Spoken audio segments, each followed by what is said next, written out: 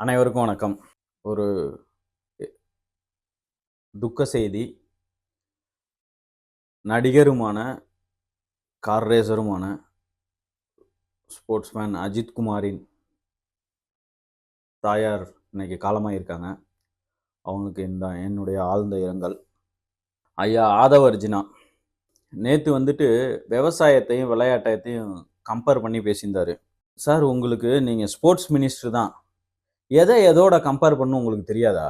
ஸ்போர்ட்ஸோட தான் விவசாயத்த கம்பேர் பண்ணுவீங்களா? அதுவும் திறமையான அ துறை தான், நான் இல்லன்னு சொல்லல.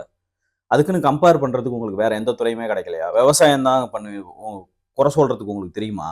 ஒரு லோன் 5 ஏக்கருக்கு கீழ இருந்தா, அந்த லோன தள்ளுபடி பண்றோம். 5 ஏக்கருக்கு மேல இருந்தா, அதுல 50% தள்ளுபடி பண்றோம்னு சொல்லி தானே வாக்குறுதி கேட்டீங்க? நம்மள நம்பியும் இருப்பாங்க இல்லையா? நம்ம விவசாய மக்கள் இல்லையா? அப்படின்னு உங்க ஆள் தானே ஒருத்தர் மைக் பிடிச்சுக்கிட்டு எலக்ஷனுக்கு முன்னாடி பேசினாரு. எலக்ஷனுக்கு முன்னாடி ஒரு பேச்சு, எலக்ஷனுக்கு அப்புறம் ஒரு பேச்சு. விவசாயத்துறைய பத்தி உங்களுக்கு என்ன சார் தெரியும்? நான் ஏற்கனவே ஒரு வீடியோல சொல்லியிருந்தேன். எதுக்காக கடை வாங்குறாங்க? போன வீடியோல ஏற்கனவே சொல்லியிருப்பேன். எதுக்காக கடை வாங்குறாங்க? பிரச்சனை அவங்களுக்கு இருக்கு அப்படின்னு. இப்போ ஒரு சில விஷயத்த விவசாயத்த பத்தி ஐயா ஆதவ அர்ஜுனா அவர்களே உங்களுக்கு என்னென்ன தெரியுங்கிறத துறைய பத்தி நீங்க கொஞ்சம் தெரிஞ்சுக்குங்க. நான் இப்ப சொல்றேன்.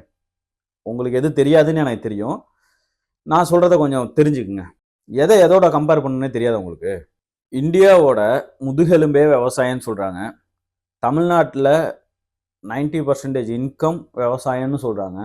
அதுல ஃபர்ஸ்ட் எவ்வளவு பேர் சாவறான் தெரியுமா இந்தியால? பாம்பு கடிச்சு பார் இயர் 50,000 இருந்து 58,000 பேரு பாம்பு கடிச்சு மட்டும் விவசாயத்துல வருஷத்துக்கு இறக்குறவங்க.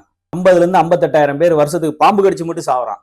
அது இல்லாம வாங்கின கடனை கட்ட முடியாம, டிராக்டருக்கு வாங்கின லோனை கட்ட முடியாம, அப்படி வருஷத்துக்கு 10,000 சில்லற பேரு ஆல் ஓவர் இந்தியால இறக்குறாங்க. தற்கொலை பண்ணிக்கிறாங்க. இதே வந்துட்டு அட்லி வந்துட்டு படம் எடுத்தா எல்லாருமே கிளாப் பண்ணி சிரிப்பீங்க, கிளாப் பண்ணுவீங்க. அச்சோ விவசாயத்துல எவ்வளவு பேர் இறக்குறாங்களா அப்படின்னு. இவ்வளவு கொடுமை இருக்குன்னு அட்லி படம் எடுத்து போட்டா பாப்பீங்க. விவசாயம்னா ஃபர்ஸ்ட் உங்களுக்கு என்னன்னு தெரியுமா சார்? விவசாயம்னா ஃபர்ஸ்ட் உங்களுக்கு என்னன்னு தெரியுமா? அதுல எவ்வளவு ஸ்ட்ரகிள் இருக்குன்னு உங்களுக்கு தெரியுமா? இப்ப விவசாயம் இருக்கவங்க மட்டும் என்ன நைட்ல போய் வேலை செய்யறாங்களா? அவங்களும் விடிய காலம் எந்திரிச்சு தண்ணி கட்டுறதா இருந்தாலும் சரி, வெயில் காலத்துல தண்ணி கட்டுறதுன்னா என்னன்னு தெரியுமா? வயல்ல விடிய காலம் எந்திரிச்சு பால் கறந்து அவன் காட்டுக்கு போய் எல்லா வேலையும் பார்க்கறது. அவன் எத்தனை மணிக்கு எந்திரிப்பான் தெரியுமா ஒரு விவசாயி? நான் காலைல 10 மணிக்கு எந்திரிச்சு போற ஸ்டாப்பா? உங்களை மாதிரி எலைட்டுன்னு நினைச்சீங்களா? உங்களை மாதிரி எலைட்டுன்னு நினைச்சீங்களான்னு. பன்னுல ஜாம் தடவி சாப்பிடுற ஆளுக்கு விவசாயத்தை பத்தி சோறு தின்னு தான் தெரியும். சோறு நீங்க டெய்லி சாப்பிட்டா உங்களுக்கு தெரியும். பன்னுல ஜாம் தானே தடவி சாப்பிடுறீங்க. உங்களுக்கு எப்படி தெரியும் விவசாயத்தை பத்தி? விவசாயத்துல உடல் உழைப்பு இல்லைன்னு சொல்றீங்க. உடல் உழைப்பு உங்க பேச்சை பார்த்தா அப்படிதான் தெரியுது. விவசாயத்துல உடல் உழைப்பு இல்லை. தான் திங்கிறதுக்கு சோறு இல்லைனாலும் விவசாயி அவன் பண்ணின விவசாயத்துக்கு தண்ணி கட்டாம என்னைக்கு இருந்தது இல்லை. இப்போ ஒரு நெல் நட்டாச்சு, கடைசி டைம் அறுக்க போற டயத்துல நிறைய இடத்துல தண்ணி இருக்காது. நெல் அறுவடைக்கு வந்துடும், பூ பூத்துரும், நெல் வந்துடும். நெல் வந்து கடைசி அறுக்க போற டைம்ல தண்ணி இருக்காது. டிராக்டர்ல ஒவ்வொரு டேங்கா கொண்டு வந்து ஒவ்வொரு விவசாயம் தண்ணி விடுவான். தான் சோத்துக்கே இல்லைனாலும் அதை எப்படியாவது அதை காப்பாத்தி அதை கடைசி வரைக்கும் கரை சேர்க்கணும்னு ஆசைப்படுவான். உங்களை மாதிரி எலைட் இல்லை சார் விவசாயி. அதே மாதிரி விவசாயத்தை பத்தி பேச உங்களுக்கெல்லாம் 1% கூட தகுதி கிடையாது. 1% கூட தகுதி கிடையாது விவசாயத்தை பத்தி பேச. நீங்க எங்க இருந்து வந்தீங்க? நீங்க யாரோட ஃபேமிலியில இருக்கீங்க? சரிங்களா? லாட்ரி வித்த பணத்துல எவனும் விவசாயம் பண்ணல. புரியுதுங்களா? நான் அப்புறம் வேற ஏதாவது சொல்லிடுவேன், வேண்டாம். இது இனிமேல் விவசாயத்தை பத்தி வாய் திறக்காதீங்க ப்ளீஸ். அதே மாதிரி ஒரு ஒரு ஸ்போர்ட்ஸ்மேன் வந்துட்டு ஒரு ஸ்போர்ட்ஸ் கோட்டால வேலை கிடைச்சிடும். விவசாயிக்கு அந்த மாதிரி ஏதாவது ஸ்கீம் போட்டிருக்கீங்களா? விவசாயிக்கு கவர்மெண்ட் வேலைன்னு எதுவும் ஸ்கீம் போட்டிருக்கீங்களா? ஒரு ஸ்போர்ட்ஸ்மேன் ஒரு விளையாடுறாங்க, அவங்களுக்கு ஸ்போர்ட்ஸ் கோட்டால எங்கேயாவது வேலை கிடைச்சிடும். எதையும் வச்சு நீங்க கம்பேர் பண்றீங்க? அதை சொல்றதுக்கு ஃபர்ஸ்ட் உங்களுக்கு என்ன தகுதி இருக்கு? விவசாயத்தை பத்தி பேசுறதுக்கு உங்களுக்கு என்ன சார் தகுதி இருக்கு? ஏன் சார் விவசாயத்தை வந்து ஸ்போர்ட்ஸோட சேர்த்து கம்பேர் பண்றீங்க?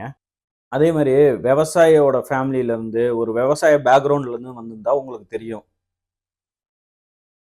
விவசாயம்னா என்னன்னு. நீங்க தான் எலைட் ஆயிடுச்சே சார். உங்களுக்கு எப்படி சார் விவசாயத்தை பத்தி தெரியும்?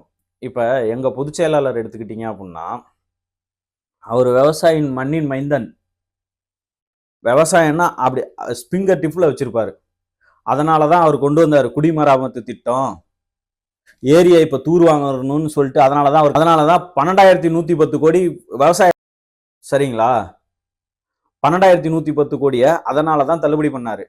நீங்க மக்களை ஏமாத்தி சின்ன பிள்ளைங்களுக்கு சாக்லேட் வாங்கி கொடுத்து ஆட்சிக்கு வந்துட்டு விவசாயத்தை பத்தி ஒண்ணுமே தெரியாம நீங்க விவசாயத்தையும் ஸ்போர்ட்ஸையும் தயவு செய்து கம்பேர் பண்ணாதீங்க. நாட்டில் நிறைய வந்துருச்சுன்னா ட்ரக்ஸ் வந்து குறைஞ்சிரும். சரி, ஓகே, வாழ்த்துக்கள். நான் என்ன சொல்றேன்னா, ஒயின் ஷாப் எழுத்து முடியுங்க, ஒரே ஜியோ எல்லாத்தையும் கேன்சல் பண்ணி விட்டுருங்க. ஏன் தமிழ்நாடு, சார் நான் ஒன்று கேட்குறேன், தமிழ்நாடு முழுக்க எதுக்காக டாஸ்மாக் ஊழியர் போராட்டம் நடத்தினாங்க? இப்போ மேகதாதுல அணை பிரச்சனை நடந்துட்டு இருக்குல்ல, அதுல உங்களோட ஸ்டாண்டு என்ன? அவரு ரவிக்குமாரா, அவரு deputy CM, Karnataka deputy CM, அவர் கட்டுவேங்கிறாரு. தமிழ்நாட்டால ஒன்றும் பண்ண முடியாதுங்கிறாரு. விஜய் வந்துட்டு இன்மெச்சூர் பாலிட்டிஷியனா, இன்மெச்சூர்டு பாலிட்டிஷியன். டிஎம்சி மட்டும்தான் அவங்க கூட இருக்கு, தமிழ்நாட்டில் இருக்கிற காங்கிரஸ் மட்டும்தான் விஜயோட இருக்காங்க, நேஷனல் காங்கிரஸ் எங்களோட தான் இருக்குங்கிறாரு. அப்ப ஃபைட் பண்ணி மேகதாதுவை நிறுத்த வேண்டியதானே? நீங்க சொன்னீங்கன்னா ஒரே ஒரு ஃபோன் கால்ல முடிஞ்சிருமே. உங்க தோஸ்த் ஆயிடுச்சே, உங்க கூட தானே அலையன்ஸ்ல இருக்காங்க. ஒரே ஒரு ஃபோன் கால் முடிஞ்சுல. ஏன் டெல்லி போனீங்கல்ல, அங்க ராகுல மீட் பண்ணிருக்கலாம்ல, தமிழ்நாடு சிஎம் போனார்ல, மீட் பண்ணிட்டு வந்திருக்கலாமே. இந்த மாதிரி கர்நாடகாவில் மேகதாதுல அணை கட்ட போறாங்களாம், அதை கொஞ்சம் ஸ்டாப் பண்ண சொல்லுங்கன்னு சொல்லிட்டு வந்திருக்கலாமே. தமிழ்நாடு தால எதுவுமே செய்ய முடியாதுன்னு நாங்க கட்டுவோங்கிறாரு.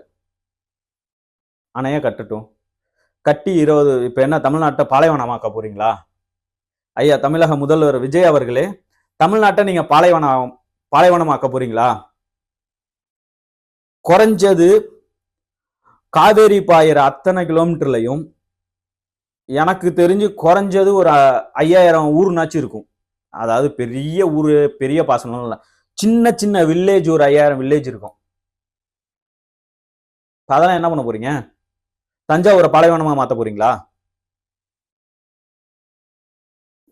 தமிழ்நாட்டில் எவ்வளோ இப்ப இன்னைக்கு மட்டும், இப்ப வந்து நான் இன்ன வரைக்கும் பார்த்துக்கிட்டு இருந்தேன், ஒரு 4-5 நியூஸ் பார்த்துக்கிட்டு இருந்தேன். சட்டம் ஒழுங்கு அப்படி இருக்கு, சட்ட ஒழுங்கு சந்தி சிரிக்குது 4 நாளா. நீங்க வந்து ஆட்சிக்கு வந்து இன்ன வரைக்கும்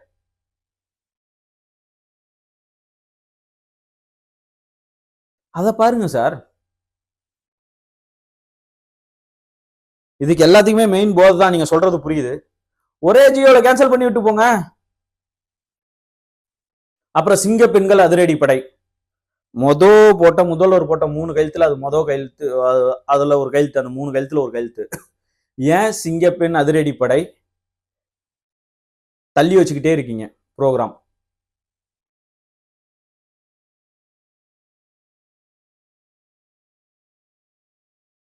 நன்றி.